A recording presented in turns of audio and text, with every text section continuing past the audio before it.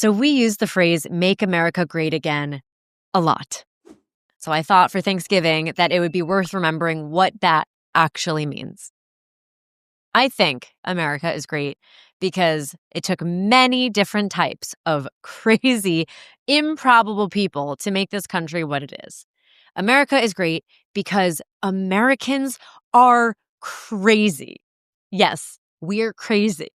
American greatness also was not inevitable. Our nation is the embodiment of Drake's famous line, "Started from the bottom, now we're here." Right? Something that's almost fanciful about the idea that a nation that began as an island of misfit toys for religious dissenters could survive at all, let alone break away from its mother country. And then to become the greatest superpower on earth? I mean, that idea is more fanciful. And yet, incredibly, it is reality. So, how did this happen? And it's simple. Because our nation started as the place where people could think extraordinary thoughts, it became the place where people would do extraordinary things. We have a very strange hybrid culture that combines not just the reasoning of Athens or the faith of Jerusalem, like the nations of Europe, but we added the pioneering spirit of the wanderlust that you find among the Hopi, the Navajo, and many others. Even the founding fathers were like these intellectual Swiss Army knives. Protestant dissenters, Greek philosophers, Hebrew-speaking prophets, Roman senators, and frontier gunslingers just all rolled into one. And like the sculptors of Mount Rushmore, Americans did more than settle the land, which makes up this savage, mighty island. We remade it in our image. And we didn't tame it because America can never be tamed. Instead, we let its wildness into our souls and became strong enough to master it because we were one with it. And it was in those difficult early days when the seeds of American greatness were planted. It wasn't enough that we sailed across an ocean to settle the equivalent of an alien planet. No. And then we did it again, sending thousands of wagons full of hope into the vast unknown as if we were recreating the human experience for the benefit of history. And then we bought or fought for the rest of the continent. When Davy Crockett led the doomed warriors at the Alamo, it was an insane, hopeless cause. It was almost biblical, just with muskets. We ran for California to pan gold and search for fortune in rivers. We settled Florida, where I am, literally a giant swamp. So small wonder that when Lewis and Clark drew a road from sea to shining sea with nothing but imagination and grit and Sacagawea, it was like they were showing where the horizon itself could stop. And all of these examples are a microcosm of why Americans are great. Because Americans are fearless. We don't care about the odds. We do it anyway. That's actually crazy. Now, Franklin Roosevelt, for all of his flawed policies, was genuinely speaking for America when he said, "The only thing we have to fear is fear itself."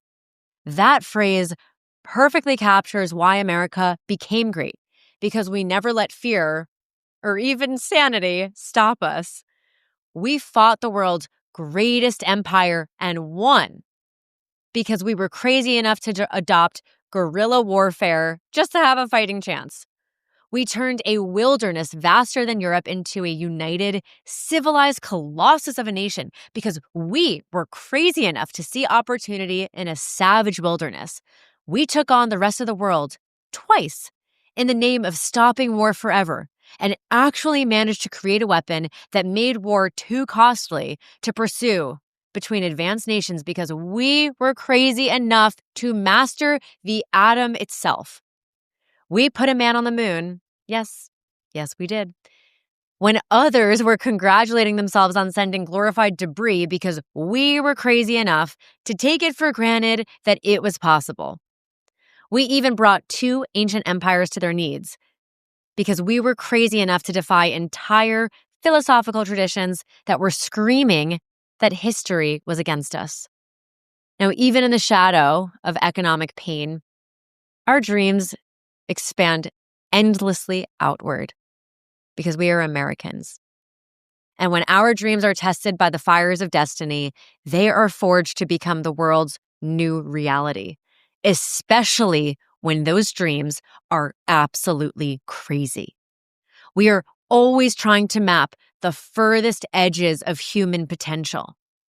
And it is due to that spirit that there is no better place and no better time to be alive than today in the United States of America. And I know this America is still here. I see it in the fact that even today, we still strain endlessly against limits. We exhausted our physical frontiers, so now we build endless digital ones to settle and conquer, even if the very act of doing so drives us mad, which it does. But having defined our world, we turn our eyes to the stars, even when the resources required boggle the mind. We have the cultural memory to know that we were great once, and we refuse to fall to fatalism. Now, instead, we elect leaders on the promise of restoring that greatness, only this time without the flaws of the past, no matter how delusional the expert class tries to convince us to.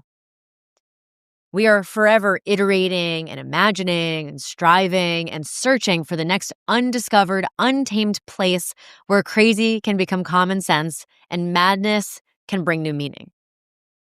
The day we stop will be the day America dies, and that day is not here yet. This week, we celebrate one of our oldest and most quintessentially American traditions. Besides the usual things, I know what I'll be giving thanks for this year.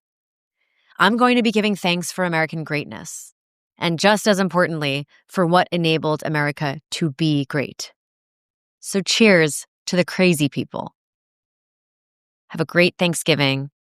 God bless you and your family, and I'll see you next week.